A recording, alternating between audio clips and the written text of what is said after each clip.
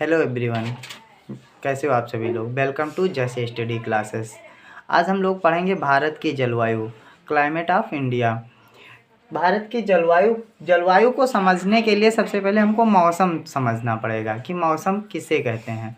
जैसे मौसम जो होते हैं वो अल्पकालिक होते हैं, थोड़े समय में मौसम बदल जाते हैं। जैसे कि आपने देखा होगा, सुबह आप उठे, मौसम अच्छा है, दिन अच्छा है, फिर अचानक से दोपहर में क्या हुआ, बादल आ गए और बारिश होने लगी। फिर उसके कुछ समय बाद बादल चले गए, मौसम सही हो गया।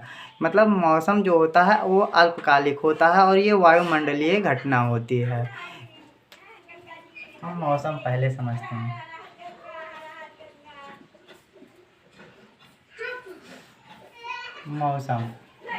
मौसम क्या होता है, अल्पकालिक होता है। जो ये मौसम होते हैं वो 1 से 7 दिन के अंदर मेजर किए जाते हैं। मतलब मौसम तो हर रोज़ मेजर किया जाता है, लेकिन 1 से 7 दिन इनका मैक्सिमम वैल्यू होता है। तो इसको आप ऐसे लिख सकते हैं, किसी स्थान के दिन प्रतिदिन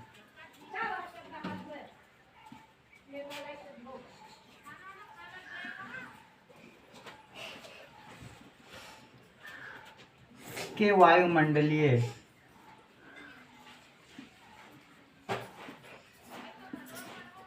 बदलाव या परिवर्तन को मौसम कहते हैं।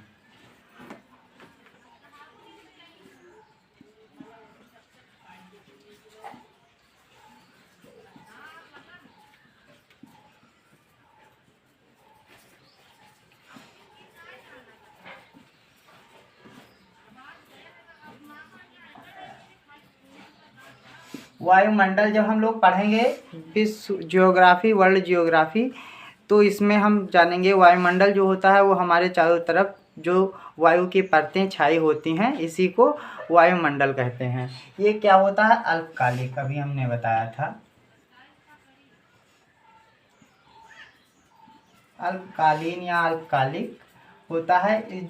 इसका मेजर जो होता है 1 से 7 दिन का होता है। ये होता है मौसम। इसी का बड़ा स्वरूप जलवायु होता है, जिसको हम क्लाइमेट कहते हैं। और मौसम को क्या कहते हैं, वेदर।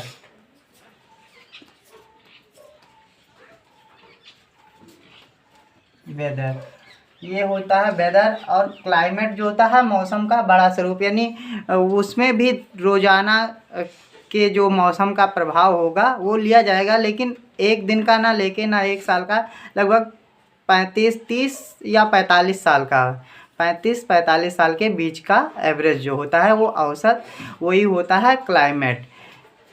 इसको आप ऐसे डिफाइन कर सकते हैं जलवायु को।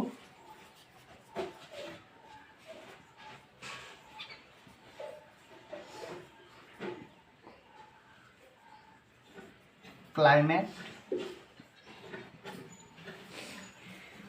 किसी देश के मौसम का दीर्घकालिक औसत को ही हम क्या कहते हैं, जलवायु कहते हैं।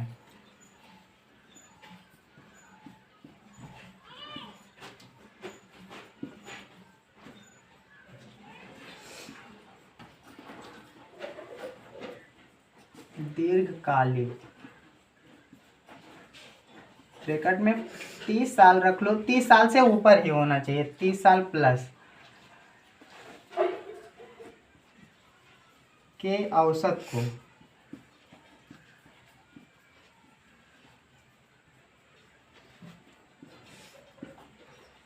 जलवायु कहते हैं। जैसे आपने सुना होगा कि भारत की जो जलवायु है उष्णकटिबंधीय है। इस ऐसे, या कहीं की जलवायु आपने सुना होगा वहाँ की जलवायु गर्म है, या आपने ऑस्ट्रेलिया वगैरह का सुना होगा वहाँ की जलवायु कैसे, ठंडी है। ऐसे मतलब वहाँ के 30-35 साल का एवरेज लिया जाता है उस मौसम का, वही जलवायु निर्धारित करता है। जलवायु निर्धारण करने के कुछ कारक होते हैं जिस पे ये डिपेंड होता है, यानी टिका होता है। जैसे तापमान, वर्षा, वायुमंडलीय दाब और पवन की दिशाएं, ये 4 कारक हैं जो फैक्टर हैं। इस पे हम लोग वह किसी देश के या किसी प्रदेश की या किसी स्थान की जलवायु निकालते हैं। तो ये पहले हम जान लेते हैं कारक जो होते हैं जलवायु के कारक। पहला है तापमान, वर्षा, वायुमंडलीय दाब,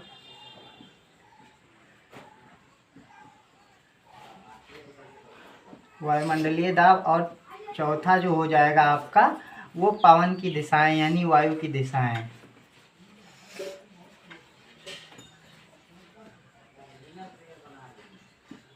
जैसे आपने सुना होगा अलग अलग प्रदेशों में अलग अलग पवनें जो बहती हैं उनके अलग अलग नाम होते हैं। अब हम पढ़ रहे हैं भारत की जलवायु। तो भारत की जलवायु पढ़ने के लिए हम देखते हैं भारत की स्थिति। जैसे हम लोग सबसे पहले जब चैप्टर पढ़े थे अक्षांश और देशांतर, तो उसमें हमने देखा था जो अपना भारत है वो कर्क रेखा पर स्थित है। कर्क रेखा बीचों बीच से भारत में होके गुजरती है। तो भारत की जलवायु को कहते हैं उष्णकटिबंधीय जलवायु।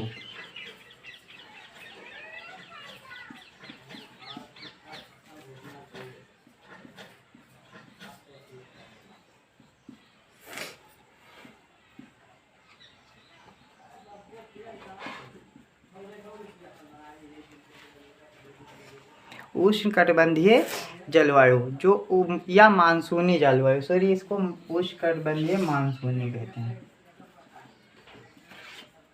मानसूनी जलवायु जो उष्ण होता है वो उसको ट्रॉपिक कहते हैं। ये थोड़ा यहाँ उष्णकटिबंधीय गलत लिखा है, इसको हम क्या कहते हैं ट्रॉपिक। ट्रॉपिक मतलब कर्क रेखा यानी ट्रॉपिकल।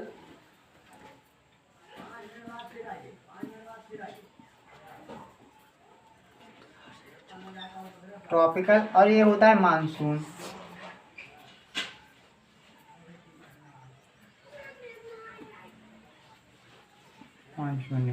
ये आपका हो जाएगा ट्रॉपिकल जो होता है कर्क रेखा। हम भारत को देखते हैं कहाँ पर स्थित है। मान लिया ये पृथ्वी आप है,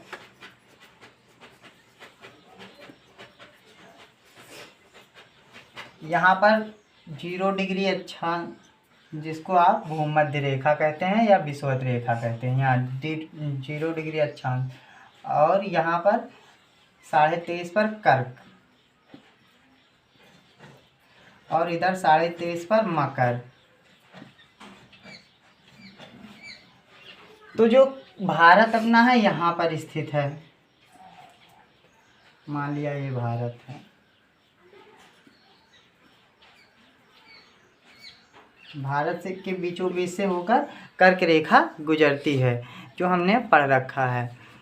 तो ट्रॉपिकल यानी ये ट्रॉपिकल जो सूर्य की किरणें होती हैं वो लंबवत इसी भूमध्य रेखा पर पड़ती हैं इसी पर, और जो भूमध्य रेखा के समीप कर्क रेखा और मकर रेखा के बीच का ये स्थान होता है, ये स्थान, इस पर गर्मी ज़्यादा पड़ती है।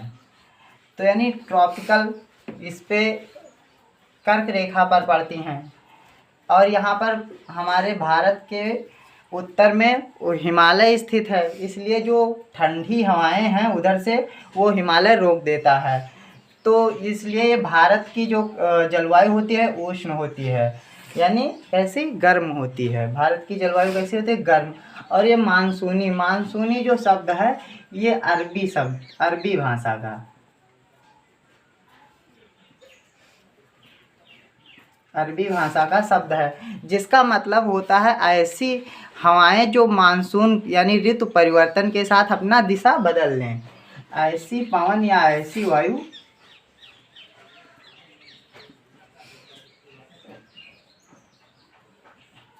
जो ऋतु परिवर्तन के साथ अपना दिशा बदल लें।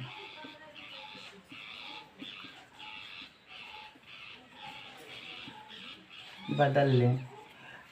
मानसूनी का मतलब ये होता है। देखिए यहाँ यहीं पर थोड़ा सा बात और समझ लेते हैं। जैसे जब सूर्य की जो किरणें होती हैं यहाँ पर पड़ती हैं तो ये गर्म होता है। ये स्थान जब गर्म होगा तो जहाँ पर मान लो ऐसे वायु है, यहाँ पर सूर्य की किरणें अगर डायरेक्ट गिरेंगी तो एक गर्म जब स्थान होगा तो ये वायु जो होंगी ऊपर चली जाएंगी। जब ऊपर वायु चली जाएंगी तो यहाँ पर क्या हो जाएगा, निम्न स्थान। निम्न स्थान जैसे ऐसे इसको आप समझ सकते हैं कि आप ट्रेन में यात्रा कर रहे हैं और नीचे जो है ज़्यादा लोग हो गए तो यहाँ से कुछ लोग नीचे से उठ के ऊपर वाली सीट पे चले गए तो यहाँ पर कुछ जगह खाली हो जाएगा ऐसे। तो यहाँ पर जब सूर्य की किरणें गिरती हैं यहाँ पर तो ये स्थान जब गर्म होता है तो यहाँ पर यहाँ की वायु जो होती है ऊपर चली जाती है, यहाँ पर स्थान खाली कर देती है। तो यहाँ पर जब खाली स्थान हो जाएगा तो आपने जब देखा होगा ट्रेन में स्थान जब खाली हो जाता है तो जिधर ज़्यादा आदमी होते हैं उधर से आदमी आके वो स्थान भर देते हैं। तो ऐसे यहाँ पर जब ये खाली स्थान रहेगा तो जिधर सघन वायु रहेगी, इस तरफ मान लो खूब ज़्यादा वायु है, सघन वायु है, तो यहाँ की वायु तुरंत यहाँ से हट के यहाँ आएगी। यानी जो उच्च दाब होगा, उच्च दाब वाले क्षेत्र से निम्न वायु दाब के क्षेत्र में वायु चलती है हमेशा। ये थोड़ा याद रखना। या कभी कभी क्वेश्चन पूछ लेता है कि वायु कैसी, वायु निम्न में से कैसे चलती है, तो वायु जो होती है वो उच्च वायु दाब से निम्न वायु दाब की तरफ चलती है और जो वायु है गर्म होने पर ऊपर चली जाती है। ये बातें याद रखना।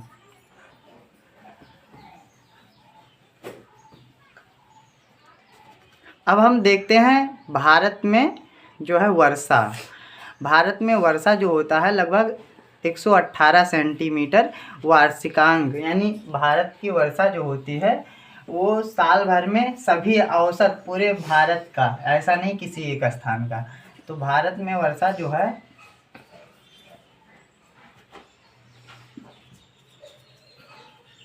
वर्षा जो वार्षिक दर से औसत वार्षिक है 118 सेंटीमीटर, सॉरी सेल्सियस में तो तापमान मापा जाएगा। 118 सेंटीमीटर के दर से पूरे भारत में, पूरे भारत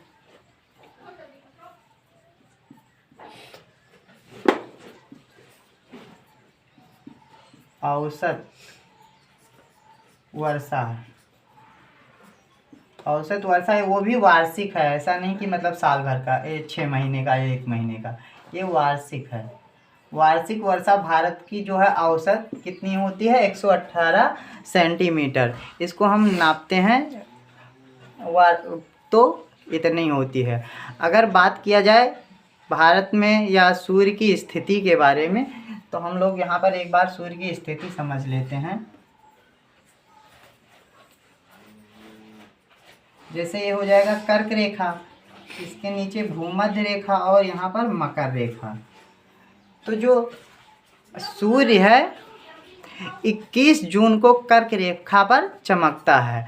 21 जून को क्या होता है, भारत में सबसे छोटा दिन होता है क्योंकि सूर्य जो है लंबवत कर्क रेखा पर होता है। यहाँ पर भारत है ऐसे,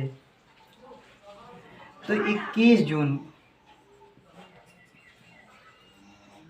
जून को कर्क रेखा पर क्या होता है, सूर्य स्थित होता है। फिर उसके बाद 21 जून के बाद आप देखेंगे गर्मी कम पड़ने लगेगी तो सूर्य इधर आएगा। सूर्य इधर जब आएगा तो 21 मार्च को यहाँ पर होगा, यहाँ पर 2 बार भूमध्य रेखा पर, एक बार इधर से आएगा तो यहाँ पर स्थित होगा और एक बार इधर मकर रेखा से जाएगा तो स्थित होगा। तो जो भूमध्य रेखा पर है 21 मार्च और 23 सितंबर, 21 मार्च और 23 सितंबर को सूर्य स्थित होता है। यानी 21 मार्च और 23 सितंबर 2 बार सूर्य जो होता है कहाँ पर, भूमध्य रेखा पर। ये आपकी क्या है 0 डिग्री यानी भूमध्य।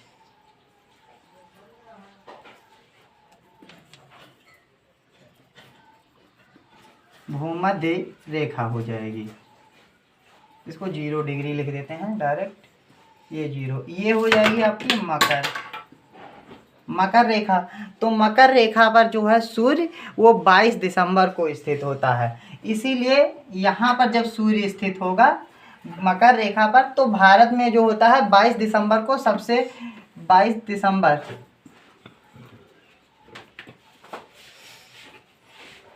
23 दिसंबर को भारत के सबसे लंबी 23 दिसंबर की रात को सबसे लंबी रात होती है।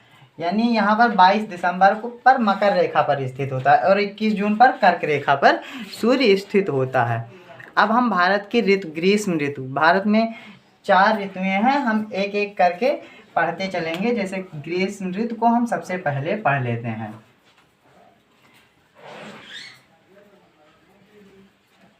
भारत की वार्षिक वर्षा आप याद रखना, कभी भी पूछ सकता है।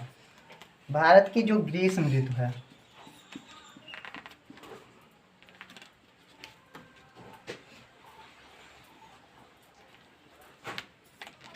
ग्रीष्म ऋतु, जो ग्रीष्म ऋतु है वो मार्च से मई के बीच में भारत में पड़ती है। और इसी में क्या होता है, पूर्व मानसूनी वर्षा, यानी मानसून के आने से, यानी वर्षा ऋतु के आने से पहले इसी में क्या होता है, ये मार्च से मई के बीच में, इसमें क्या होता है, पूर्व मानसूनिक वर्षा, यानी मानसून शरद ऋतु आने से पहले यहाँ पर वर्षा हो जाती है। मार्च के बाद क्या होता है, सूर्य जो होता है उत्तरायण होता है, यानी उत्तर से वो चल देता है। अभी आपने पढ़ा था 21 मार्च पर सूर्य कहाँ पर स्थित होता है, सूर्य जो होता है कर्क रेखा पर 21 मार्च को भूमध्य रेखा पर स्थित होता है। तो सूर्य जो होता है उत्तरायण यानी उत्तर की तरफ अपना जो ऋतु बदल देता है। ग्रीष्म ऋतु में क्या होता है, पूर्व मानसूनिक वर्षा,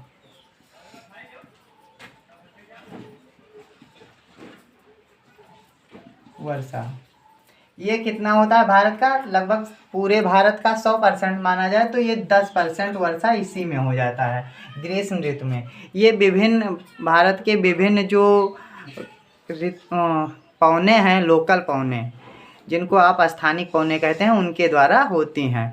भारत में इस समय क्या होता है, भारत में तापमान में वृद्धि होती है, क्योंकि सूर्य जो है उत्तरायण में आता है। तो सूर्य जब कर्क रेखा के समीप आएगा, जैसे ये पूरा विश्व मान लिया जाए ये, तो यहाँ पर इसको 0 डिग्री को बेस मान लिया जाए, तो उत्तर जो कहाँ इधर है, तो सूर्य जब इधर आएगा, कर्क यहाँ है, इधर जब सूर्य बढ़ेगा तो अपने आप इधर जो है गर्मी इस वाले क्षेत्र में बढ़ने लगेगी और इस क्षेत्र में आपके ठंडी बढ़ने लगेगी।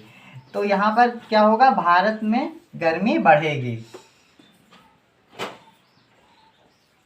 सूर्य उत्तरायण होता है।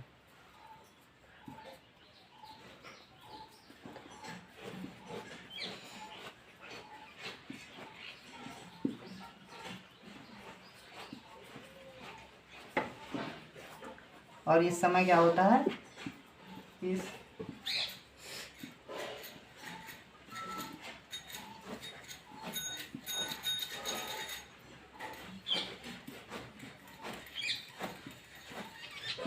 गर्मी बढ़ती है। और इस समय भारत के जो अस्थाई पौने होती हैं उनके द्वारा वर्षा कराया जाता है, जिसको हम ऐसे समझते हैं उत्तरायण। तो इस समय क्या होता है, भारत के जो स्थानिक पौने होती हैं,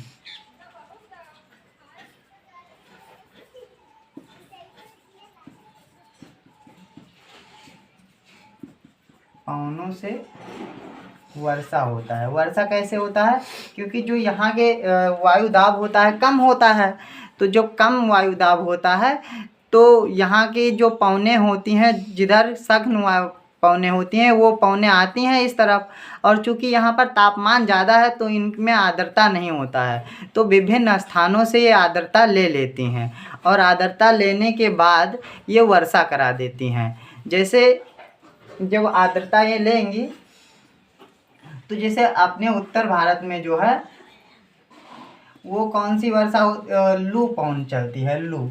इधर पौने देख लेते हैं। ग्रीष्म काल में जो वर्षा होती है जैसे लू, लू कहाँ पर चलती है, उत्तर भारत में। उत्तर भारत में लू चलती है, ये आर्द्रता ग्रहण करेगी और वर्षा कराएगी उत्तर के मैदानों में। उत्तर के मैदान किधर हैं, यानी हम लोग उत्तर भारत वाले। ये प्लस आर्द्रता, आर्द्रता कहाँ से लेगी, तालाब से, नदी से, झरने से, तो ये कहाँ पर उत्तर भारत में वर्षा करा देगी।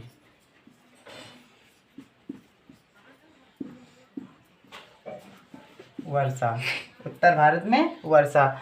ऐसे ये उत्तर भारत के अलावा जैसे काल बैसाखी आपने सुना होगा, काल बैसाखी जो है वो पश्चिम बंगाल में है। काल बैसाखी पश्चिम बंगाल में वर्षा कराती है। और अम्र वर्षा आपने सुना होगा, ये केरल में होता है। अम्र वर्षा केरल में।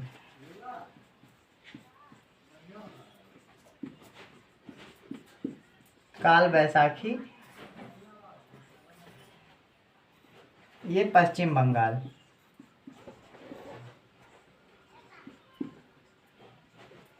पश्चिम बंगाल। और अम्र वर्षा, अम्र वर्षा जो होता है वो आमों के लिए सबसे ज़्यादा मतलब अच्छा होता है। अम्र वर्षा केरल में होता है। ऐसे एक आध पौने और हैं, जैसे कि चाय वर्षा। चाय वर्षा कहाँ पे होगी, असम में होगी। चाय वहाँ की लोकल पौने के साथ जो बारिश होगी उसको चाय वर्षा कहते हैं। ये चाय के लिए ज़्यादा महत्वपूर्ण होती है। और ऐसे काफ़ी वर्षा, काफ़ी वर्षा को चेरी भी कहते हैं या चेर भी कहते हैं। तो ये काफ़ी वर्षा कहाँ, कर्नाटक में, यानी चाय वर्षा, चाय वर्षा कहाँ पे, असम में।